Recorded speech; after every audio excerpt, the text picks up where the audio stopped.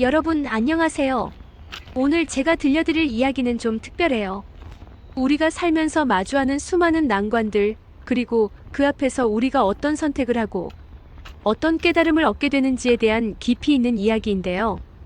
평범하다면 평범하다고 할 수 있는 한 사람이 이 세상의 거대한 무게에 짓눌려 모든 것을 포기하고 싶을 만큼 절망적인 순간에 하나님이라는 존재를 의심하기 시작했지만 결국 그분의 한없는 사랑 안에서 진정한 자유와 평안을 찾게 된 저의 아주 솔직하고도 진솔한 삶의 여정입니다.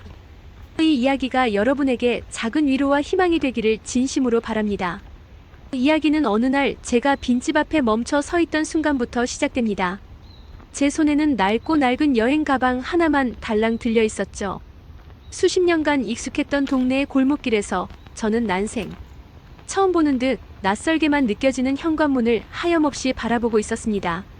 마치 영화 속 한 장면처럼 비현실적으로 느껴졌지만 이건 드라마나 영화가 아닌 제 삶의 가장 아프고 쓰라렸던, 그래서 더욱 선명하게 기억되는 순간이었습니다. 그날의 차가운 공기, 낯선 정적이 아직도 제 피부에 닿는 것 같습니다. 저는 어릴 적부터 부모님 손에 이끌려 교회에 다녔어요. 주일 아침이면 졸린 눈을 비비면서도 억지로 일어나 교회에 가는 것이 마치 숨 쉬는 것처럼 당연한 일상이었습니다. 제게 신앙이라는 건 스스로의 의지나 깨달음이 아닌 그저 오랜 습관 같은 것이었어요. 솔직히 고백하자면 교회 가는 것이 재미있지도 않았고 설교 시간에는 딴 생각하기 바빴습니다. 아, 빨리 예배 끝나고 친구들이랑 놀러 가고 싶다. 이런 생각들로 머릿속이 가득했죠. 그래서 저는 마음속으로 늘 다짐했어요. 언젠가 내가 독립해서 내 발로 설 수 있게 되면 교회도 자연스럽게 떠나야지. 내 인생은 내가 계획할 거야. 그게 바로 제가 그리던 미래의 모습이었습니다. 그런데 인생은 참 아이러니하죠. 우리가 아무리 치밀하게 계획해도 예상치 못한 변수들이 우리의 삶을 송두리째 흔들어 놓기도 하니까요. 군 복무를 마치고 오랜만에 휴가를 나와 집으로 향하던 날, 제 마음은 오랜만에 가족들을 만날 설렘으로 가득했습니다. 그런데 집에 도착해보니 뭔가 이상한 거예요. 문을 열고 들어가려는데 낯선 사람들이 저를 쳐다보는 겁니다. 순간 제 몸은 얼음처럼 굳어버렸고 머릿속은 새하얘졌죠. 아니, 여기가 분명 우리 집인데 이 사람들은 누구지? 내가 잘못 찾아왔나? 혼란스러움 속에서 겨우 정신을 차려보니 알고 보니 저희 가족은 이미 오래전에 이사를 간 뒤였습니다. 그리고 더 충격적인 사실은 새로 이사한 집 문에는 압류라는 붉은 딱지가 떡하니 붙어 있었다는 겁니다.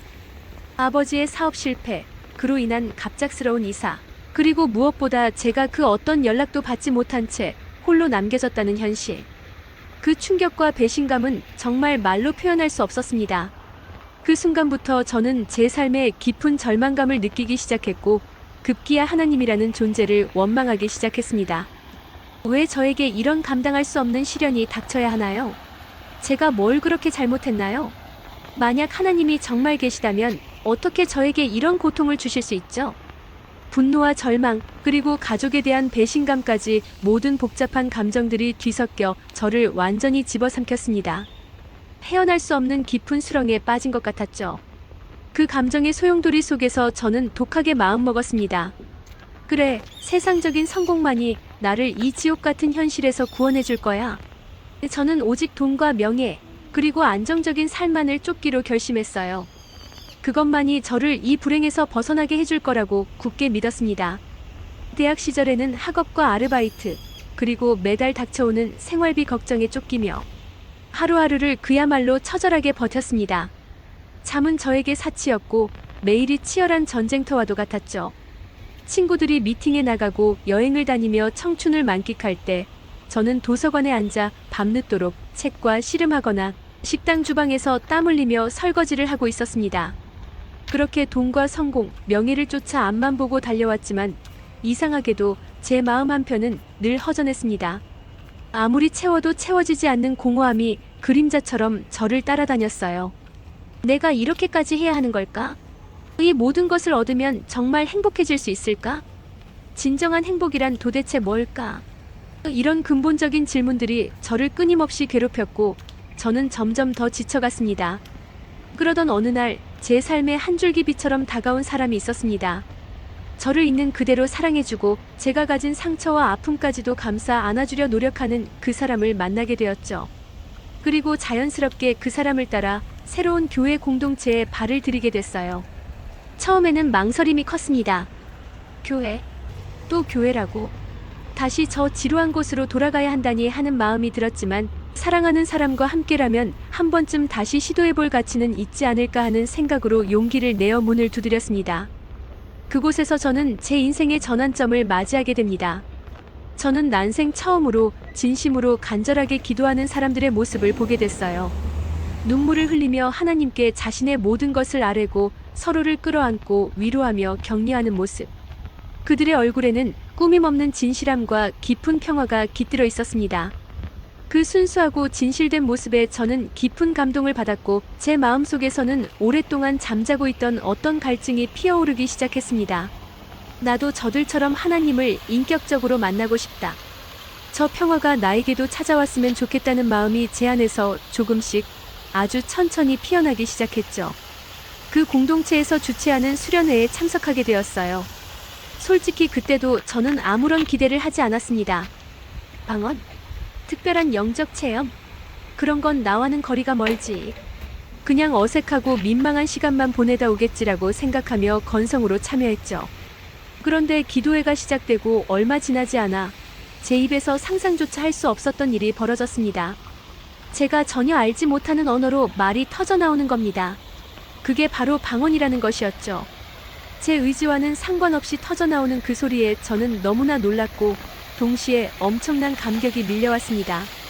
제가 제 말을 하고 있는데도 마치 제 것이 아닌 것 같은 신비롭고 경이로운 경험이었어요. 오랫동안 하나님을 의심하고 스스로를 닫아두었던 제 완고한 마음에 하나님이 직접 찾아오신 것이었습니다. 그 순간의 놀라움과 가슴 벅찬 감격은 아직도 제 삶에서 가장 선명하게 기억되는 순간 중 하나입니다. 하지만 진짜 중요한 변화는 그 이후에 찾아왔습니다. 수련회 프로그램 중에는 영적 점검표를 작성하는 시간이 있었어요. 저는 이 시간을 통해 제 내면의 가장 깊은 곳에 숨겨져 있던 죄와 상처들을 정직하게 마주하게 됐습니다. 나는 누구에게도 피해주지 않으려 애썼고 항상 바르고 착하게 살려고 노력했는데 라고 스스로를 자부했지만 제 마음속에는 다른 사람에 대한 미움, 끝없는 욕심, 그리고 과거의 아픔 때문에 용서하지 못했던 수많은 감정들이 엉켜 있었습니다. 제가 얼마나 교만하고 이기적인 사람이었는지 제 안의 추악한 모습들을 직면하게 된 거죠. 너무나 부끄럽고 죄스러워 얼굴을 들 수조차 없었습니다. 그날 밤 저는 침대에 누워 잠 못 이루고 끊임없이 기도했습니다. 저의 죄를 회개하고 저의 아픔을 치유해달라고 간절히 매달렸죠. 그때 제 마음속에 너무나도 분명하고 따뜻한 음성이 들려왔습니다. 사랑하는 나의 아들아 딸아, 너의 모든 죄는 이미 용서받았다. 나는 지금까지 단 한순간도 너를 포기하지 않고 기다리고 있었다. 그 음성은 마치 메마른 땅에 단비가 쏟아지듯 타오르는 불길 속에 시원한 샘물이 솟아나듯 저의 갈급하고 상처받은 마음을 촉촉하게 적셨습니다. 저는 더 이상 참을 수 없었습니다. 그 자리에서 엉엉 소리내어 울기 시작했습니다. 제 안에 쌓여있던 모든 슬픔과 고통, 후회와 미움이 눈물과 함께 쏟아져 나왔습니다. 머리로만 알고 있던 십자가의 사랑이라는 개념이 그 순간 비로소 제 가슴 깊이 그리고 제 삶 전체에 실제가 되어 와닿았습니다. 예수님께서 바로 저의 죄 때문에, 저의 아픔 때문에 십자가에서 모든 것을 내어주셨다는 사실이 제 영혼을 뒤흔들었죠. 그 순간 저는 진정한 자유를 경험했습니다. 그날 이후 제 삶은 마치 거짓말처럼 조금씩 아주 천천히 그러나 분명하게 달라지기 시작했습니다.